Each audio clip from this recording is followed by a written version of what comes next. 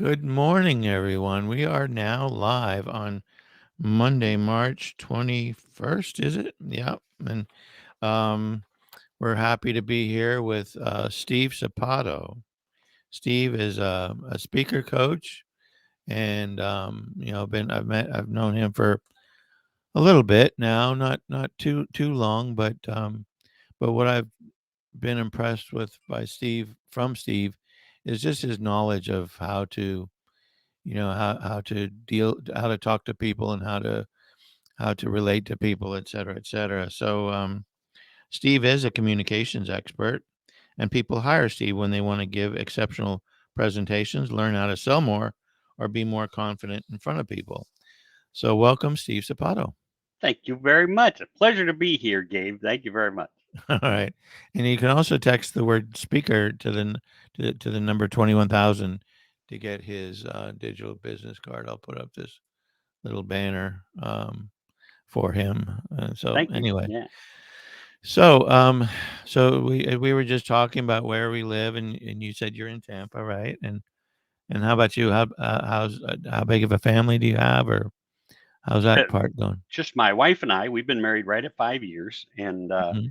I've got a full grown son. He lives in Glasgow, Scotland. Really? Yeah, Wow. with his wife. They moved there a couple years ago. And I've got a daughter that I didn't grow up knowing. The wife made it next to impossible to share a life with her, but she's 40 something and she lives in Des Moines, Iowa. And Wow. then my wife has like three kids of her own and six grandkids now, I think, and they come to visit every once in a while. Hmm. That's something. And Yeah. so you're a professional speaker. I guess that would be a good way, another way to describe you. What was the journey that got you into that? I love telling the story. People ask that all the time. What got you started? And I always go, I was working at IBM as a salesman, and my mom called me up one day, and she said, and she did lots of women's clubs. She was a business owner in Moline, Illinois, and she had these women's clubs. And one day she called me up and says, "Hey, my speaker canceled for tonight." I went, "Wow, mom, I'm really sorry to hear that." She said, "Well, I need a speaker," and I went, I don't know any speakers. I'm a salesman. I don't know Right. people." And she went, "No, you don't get it. You're speaking tonight."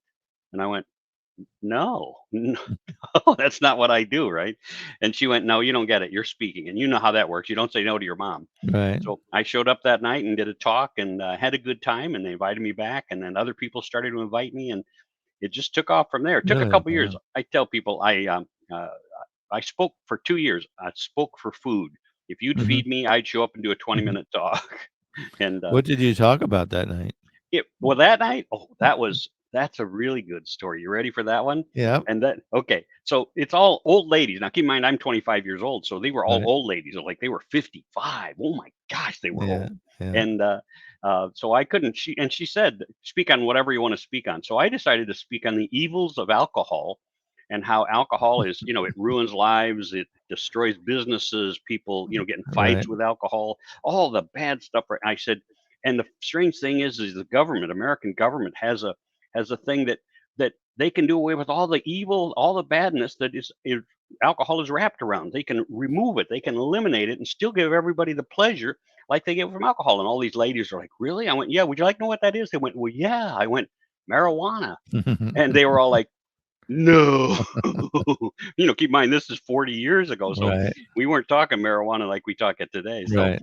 that was my first shot at being able to shock somebody, and that was really fun. Watch their faces That's just an go, "No." interesting, like, it's something interesting where that's your first speech to go right in that direction is I mean, was your mom serving booze at that event too? Yeah, well, you know what? That's just it. You get around some people, and I had in getting to IBM and going through college, working my way through, do all these fun part-time jobs, and you're around all the people. And when you're around servers and people in the back side of a business, they were a lot of them constantly using marijuana and some drugs at that point in time. So you were familiar with it. So it was Mhm. just something that I'd learned to accept by that point in time in my life. And so it Very was just good. fun to try and broaden other people's minds. I mean, that's what I spend my life doing, trying to say to people, don't get uptight about stuff. Accept, learn, grow. Hey, you know what? We should all get along. If you Mhm. disagree with me, it's Mhm. okay. You can disagree with me. Mhm. Right, right. So you went from there to you said a couple of years later you started doing it professionally, Yeah, well, and people down the road, they started saying, "Hey, how much do you charge for this?" And I was like, I don't know. I right? don't know. Hmm. Now I teach people how to get to Right. that place where you know how to charge. But in those days, I didn't know how to charge, and there were no friends around who were speakers. So I started. Somebody said $50. I said, okay, $50. Somebody said $100. Somebody said $500. And then Right. I remember the first time somebody called me up and said, "Hey, we're in Lincoln, Nebraska, and we heard you're really good at talking about business." Because I'd Right. been in all kinds of businesses, and I went, "Okay," and they went, "Well, we'd like to have you come out to Lincoln, Nebraska and speak, and all we can offer you is $1,500." And I'm Mhm. like, Mhm. $1,500? Mhm. Somebody Mhm. lost their mind. And that was really where I learned that I could start making money. So that was about 2.5 years into it. And then I started charging 1,500, 2,500. Of course, now I'm $10,000 per keynote talk, Wow. $5,000 for other stuff. And when you don't have to speak very much when you're making that kind of money, especially when you're Right. my age. You're just like, I'm old. Mhm. So how do you get your gigs now? Primarily now it's word of mouth and referrals, but you still reach out. I'm still always constantly reaching out to people. I do a leads group on Facebook. You go to Engaging Speakers group on Facebook and connect with me there. But I send 200 leads to people. So if you're a speaker and you just want to get more gigs Mhm. and you don't know where to get them, I send a leads group. You can join my leads group for about $45 a month and get 200 leads with all the information that you can apply to try and get other speaking jobs. And that's what I tell people all the time. I'll be happy to teach you and work with you on it, but the leads group itself is only $45. And that's the Mhm. hardest thing when you're a speaker, Gabe. Finding how to get other gigs, finding who to contact, and how to get past the gatekeeper, and what do they need us to talk about? I mean, I just did a big thing for the World Education Conference for Meeting Planners International last December, and it was just one of those deals where they what they want to accomplish with their meeting in Las Vegas, and so you had to come up with an original title, an original description, and then the things that you have to accomplish for them in that talk, and that's the key is learning how to craft your message so that you get those gigs. So a lot of the people are then kind of telling you what to what to speak about, or is that, and then you just have to speak about what they want you to speak about? Most of the time, that's right. So and Really? you that's right. Yeah, so if you've got let's say there's 200, and every month there's thousands of them, but let's say there's two, you go to my list, there's 200 next month that you can no, they're not next month, they're like Right. 8, 10 months down the road, but there's 200 in the list that person spoke about. This is what they're looking for this year. And the advantage to that, Gabe, thanks for asking that, is that if that they had a speaker in there last time on education, then they're Mhm. probably not going to want somebody in there speaking this year on Right. education. Right. So you have to pick a different topic. But I mean, so are you? But still, you're picking topics that you're comfortable with, That's obviously. right. That you. That's right. Out of the You 200, there might only be 10 or 11 that you really feel gotcha. qualified to go speak at. That's Yeah, right. that makes sense. And so, and when you said earlier you work for IBM as a salesman. Correct. Actually, that's something that we have in common. Oh, is that right?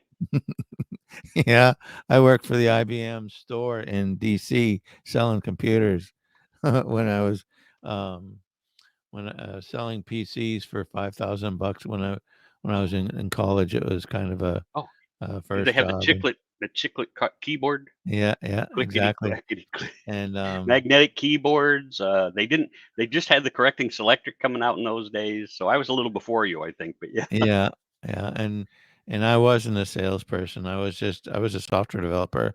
Oh, And so, but I will say that I met probably one of the best examples of a leader that I've ever had in my life. oh, cool. And it was a woman.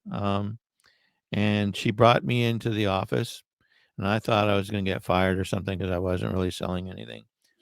And she said, Gabe, how can I help you be better at sales? What can I do to help you? And that just turned me right around. It was such an inspiring talk because it wasn't like, "You better sell or this." No, it was just it was a way and she inspired me to do better, and then I ended up winning some contest for selling the most education, Oh, whatever things that they had after that. So I'll never Cool. forget that. It was really kind of a cool thing. But my tenure with IBM didn't last very long. It was. Yeah, mine was only 2.5 years. Yeah, I was. Mhm. Yeah, I got thrown out of more offices than you care to talk about. The guy in my territory before me, I didn't know anything about sales. I'm out of college. They throw you into Right, IBM sales, and I was like, I'm IBM. You got your big suit and your right, tie and yeah, your business card says IBM. You're like, yeah, I'm somebody. And you walk into the first office. I remember, I tell this story too. I walk into the first office, an attorney's office in this little teeny town, and walked in and was so proud. I laid my card on the desk in front of this receptionist. I said, "Hi, I'm Steve Zapata with IBM." And she looked at me horrified. And she said, get out now." She's whispered, "What?" I went, "What?" She went, "You got to get out of here. If Mr. So and so walks out, you're dead. You better get out of here." And I'm like, What has happened here?" Well, it turns out the guy, I can even tell you the guy's name, Brian Smiley, who was really a true salesman, right, had been in that whole territory before me. And when it came time to swap territories, because he was moving up to the bigger towns, um, he just anything that he had on the table, anything close to being said, he high pressured these people so bad that he made most of them mad. Took me mhm. 6, 7 months just to get my nose back in the door for most Oh, of these little no. teeny accounts. But it was, yeah, I mean, I got every time you'd walk in, they'd go, "Get out! You're from IBM. Get out!" I go, "I'll buy you lunch." No, get out. We don't like you at all. I'm like, okay, sorry. That's funny. Well, it's interesting how sales has kind of morphed over the years, right? Oh yeah, Where that's the way. I mean, that high pressure stuff was the way it was done, and yeah. if you were a high pressure guy, then you were probably producing and producing more than anybody else. But um, anybody tries that kind of stuff right now. Oh, Um, fired. yeah, you're just getting Yeah, ready. You just nobody puts up with that anymore. So yeah. what would you say is? I mean, you do sales still, right? I mean, you're and so what would you say your style is of sales? What how do you go about it? Uh, Honestly, I think when we talk about that, Gabe, that's what I actually teach these days. That's why I say I'm a communications expert, because learning how to communicate so that you can push them in the direction you need them to go. And I say push. They never feel pushed when you do it the right way. If you learn Right. how to ask questions, you ask a question that steers them towards your goal. You ask them another question that steers them towards your goal. You ask them a question after a question. So right now I've got a course out called the 8 questions, and it's how to get uh, from hello to yes for an appointment in networking in 8 questions. And they can't Mhm. say no in the end because they've said yes to everything you've been taking them to. So Right. I sell now by just matter of fact, I just did one with the gentleman John, and he said, when I think back, because we were talking about it, he said, when I think back, I asked you if I could buy. I went, yes, you Mhm. did. Thanks a lot. And that's it. Finding out how to get somebody with the right question, so they go, well, how do I work with you? See, that's what you're hoping is people will Right. say, how can I work with you? You've told me so much, and you talk about all the things that you can do and for me, with me, and help me with that. How do I get a chance to work with you? And I think Mhm. that's true for all salespeople if they will learn to ask the right questions with the right gestures, like facial expression. Because we all know now, Gabe, that like 80 or 90% of what we say and what they understand is nonverbal. In other words, it's not just Mhm. the words you use; it's everything else about you that will endear you to that person and win them over to your side. Right. Right. Yeah, it's interesting, and as I mentioned before, being a software developer for so long, I was never really in sales, but I was still somebody that they could put in front. I did a lot of the demonstrations and all that good stuff, so I was a fairly good communicator. But now that I'm doing this, I'm more in sales, um, and I mean, I'm always learning things, and I'm always trying to learn stuff and how to actually do it. But I would say what I tell people is I don't really sell people. I show them the value and help them buy it. That's kind of my style. But at the And that same should be that time, should be everybody's style. yeah, I mean it should be. I mean, but people, it's easy to say that, and that's kind of my mantra. But I remember a phone call I got just last week, and the person said, I want to buy. I'm looking into digital business cards. I'm doing some research on digital cards. Tell me about yours. And blew it right off the top. Here, let I me tell blew it you. up. I started talking about, well, ours are a lot different than the others because of this and that and the other thing, and I just went and I know that the guy was just price shopping anyway, but I just didn't ask him the question, "Why do you want a digital card?" Yeah. You know, and What do you even want to though accomplish? What are you hoping it'll do for you? You know? exactly, exactly. You know, and you have even in other meetings that we've had, you've even said that over and over again, and it resonate, "Yeah, I gotta do that. Yeah, I gotta do that." But but the hard part is just, I mean, I've got it's in my head so now, I mean, if somebody calls me, again and hits me with that, I've just got to respond differently. Well, I say that you've heard me say that too on all the networking stuff. Everybody starts off with, "Hi, I'm Steve Sapato. I've been doing this for 45 years. My company's been around for 25 years. I offer you the best service." Of it. Nobody cares. Nobody nobody cares, right? And Mhm. so we all start off by selling Right, ourselves and our business. And what we if you look at all the new stuff being put out, even all of my stuff being put out, it's how should I present myself, right, in a manner that says, like, here, I think we started off with what I wrote to you, which is people hire Steve Sapato when they want to accomplish this, do that, get that way. right. And that plants a seed. So if somebody's introducing you, they're like, "Oh, they hire Steve Sapato. I should listen," right? If I, that type of thing. But it's planted the seed of hire Steve Sapato. And then I can just go in and do what I want. But I'm not going to talk about Steve Sapato. I'll ask them questions. So if they brought me in and as a, a way to market is how many people in here understand that you could probably do a lot more appointments. Do you have more room on your appointment calendar? And they're all like, "Well, yeah." How many people here would like to make more appointments? And they're all like, "Well, yeah." So, and then you ask them the 8 questions and you say, "So if you could meet somebody who could help you close a lot more appointments every month, would you be interested in sitting down with them?" And they go, "Well, yeah." And that's when you Mhm, make the appointment. mhm, And a lot of mhm, times I have people say, "Wait, I don't even know what you do." And I just say, "I'm the person who can help you with your challenge. Are you ready?" mhm, And then we mhm. book an appointment because that's what it's all about.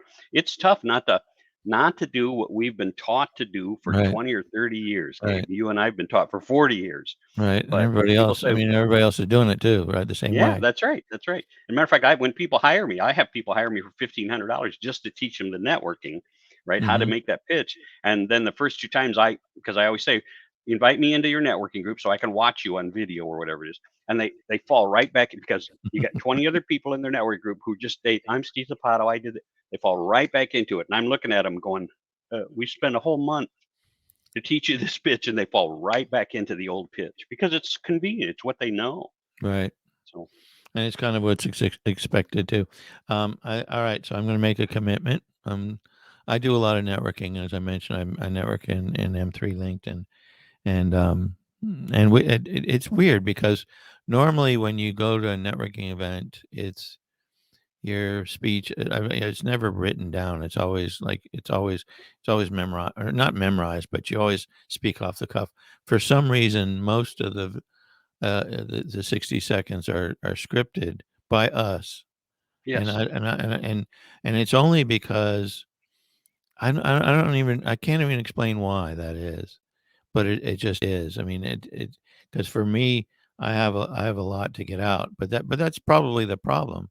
The thing is I think I need a lot to get out, but I'm Yeah. gonna change it. I'm gonna change it. How I'm how will you get an appointment with me? how By would I get telling an me everything you do? No, I would be talking about the value of the digital. How I normally do it is I talk about what the digital cards do, and yeah.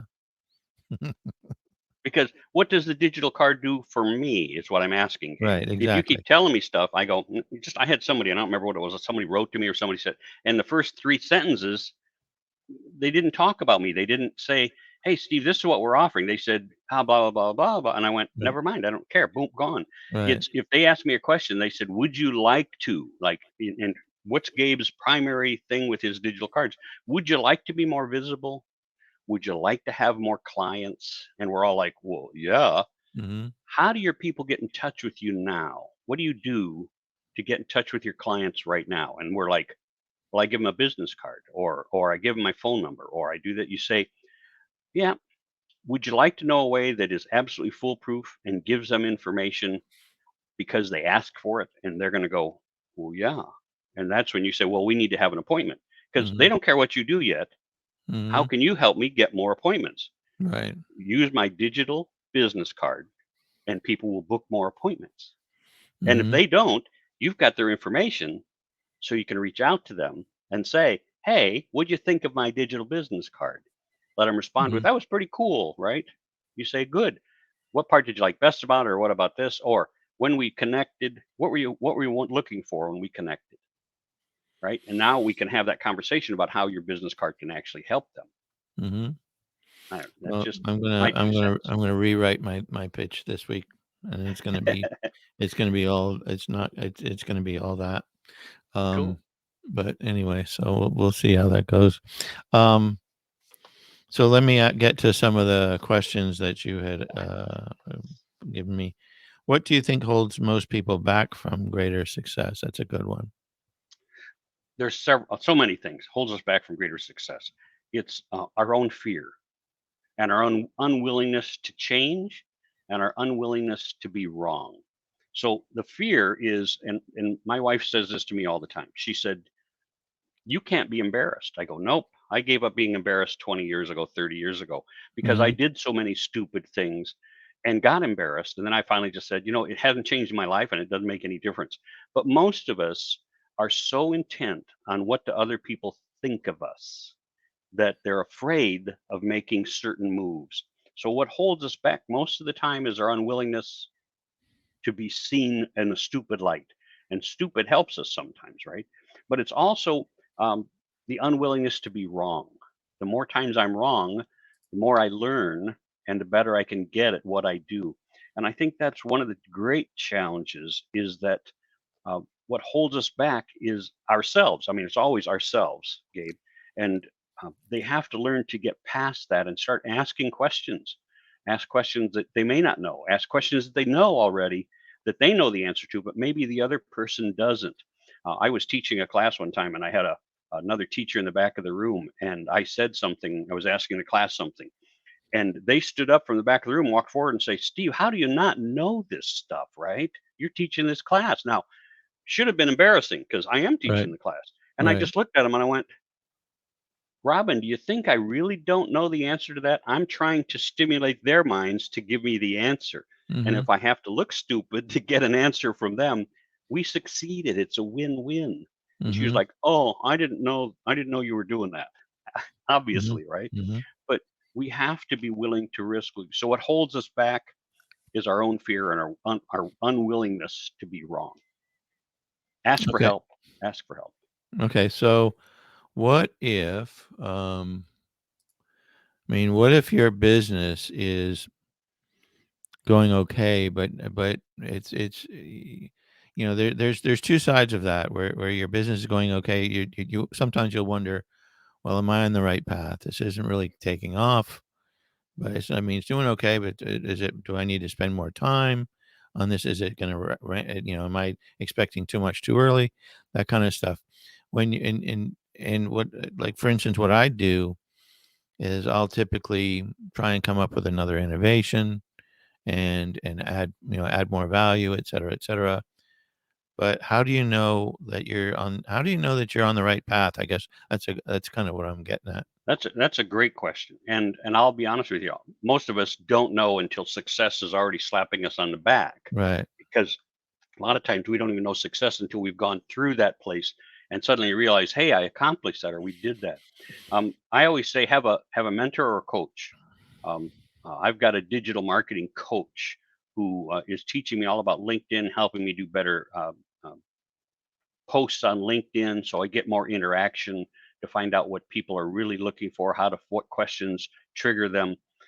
But it's all about you have to be, again, willing to admit that you don't know and ask people. Now, here's the challenge. I'll use this in a book format when I see people on Facebook and they've written their own book. They've had it self-published and they're trying to figure out a cover. And they'll put out 3 or 4 covers on Facebook and say, which cover do you guys think is the best? Right. Um, None of those people are experts on book covers. Right. Why are you asking the guy down the street who sells bottled water what he Right. thinks of, that? And so be careful who you ask. Right. That's critical to ask people, and that's why we love to do masterminds where you've got 10 people who are either your level or above, hopefully, who can help you with those questions. Hey, I think I'm on the right path, but what about this? And sometimes, Gabe, if we put too much thought into adding more, sometimes we just have to approach what we've got in a different way. Just, different look at it.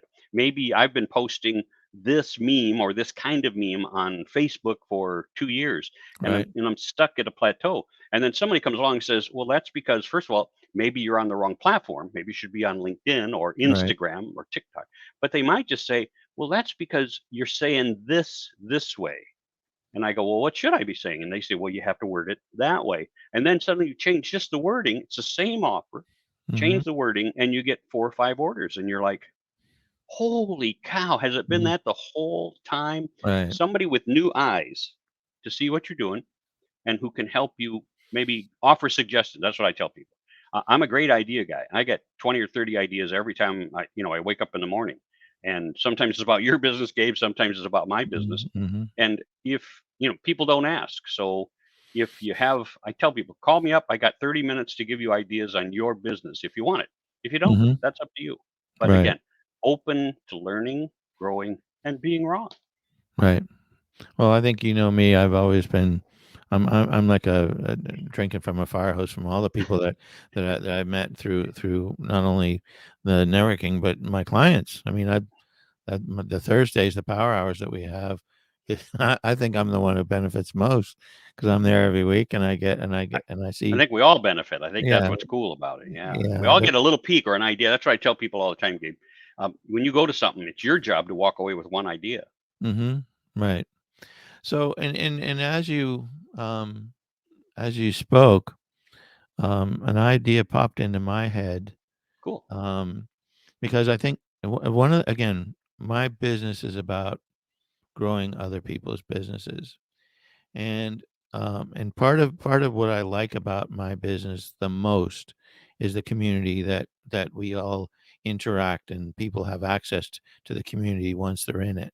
But most any other digital card companies, you don't have a clue who else has one, That's uh, right. and so what if I stepped it up a notch where we had certain people who were, I don't want to use the word ambassador, but maybe as you maybe use the word mentor, that where people could be just kind of my stamped mentors that people could have access to somehow. I don't know. I'm not. I'm as the idea just kind of entered my head. I don't really know how to. I haven't flushed it out, obviously, but it would again. That would be again providing value to the people who are card owners, meaning those mentors, and then Hmm. just establishing some kind of program with them, with some of the people in the group, like Machen would be a good one, and you obviously would be a good Thank one. you. And Thank you. what do you think of that? I think it's a great idea. Matter of fact, I was just looking into a thing called Real Raw or Unblinded, and they've Uh-huh. got 1,800, 1,900 people in this program. I don't get the program. So I looked at it for a month and then I said, not for me. Right. But that's what they were doing. They were all supposedly creating these wonderful relationships that would help them grow their business. Now, again, I didn't see in the month I was with this how it was helping them. But obviously those people liked it a lot and they were paying $3,000 a month to belong Mhm. to this thing. And I'm like, yeah, not for me. But you said something just a minute ago, and that was uh, I gave you an idea, or you had an idea from something I said.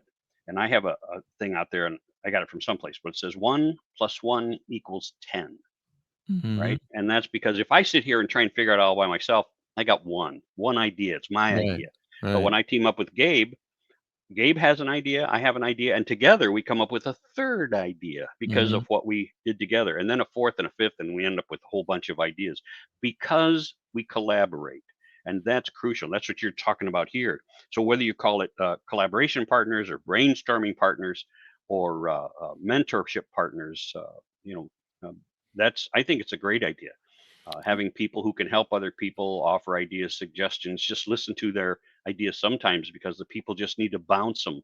What do you think of this? And I go, maybe if you worded it that way, or maybe if you saw it that way, or are you looking at it from this point of view? Because I know that helped me a ton, and I really rejected having a coach and paying for a coach for decades. And when I can figure it out, I'm a pretty smart guy. I'm an idea guy. Mhm. But it wasn't until I brought on a couple coaches that they went, "Yeah, but you're not seeing it from this point of view." And I went, Right. "Oh no, no, I didn't see it from that point of view." And they're like, "See." So that's, yeah. I think it's a Yeah. great idea. Yeah, I think it's, I'm liking it a little bit more as I but and so what how we could do it is that if you were a digital card owner, you get some sort of discount, but if you're not, you could still, take well, I don't know, maybe is it only exclusive for digital card owners? I don't know. It's and that kind of wants to bring them into the we wanna bring them into the community. If if they wanted to come into the community, they'd have to pay to belong to your community. Yeah, yeah, I think and yeah, Yeah, and then we charge some kind of upcharge to have this program, whatever this program looks like, and, and then, yeah, I think that's good. I think I'm gonna see if I can flesh that out a little bit, yeah, and, yeah. But like I uh said, this other one that I just and it was all about. It's funny because they brought me in because somebody recommended me, but I've got my program 3 minutes to yes, right, and they brought me in, said, "Hey, we're doing our real raw," and I went, "Great, what is it?" And they said, "Well, it's how to learn how to ask questions." I went, "Well, that's what I do for a living," and they went, "No." So they put me on this like podcast for 30 minutes, mhm, and it was with 7 or 8 other people. And one of the things they said is, "Do you think?"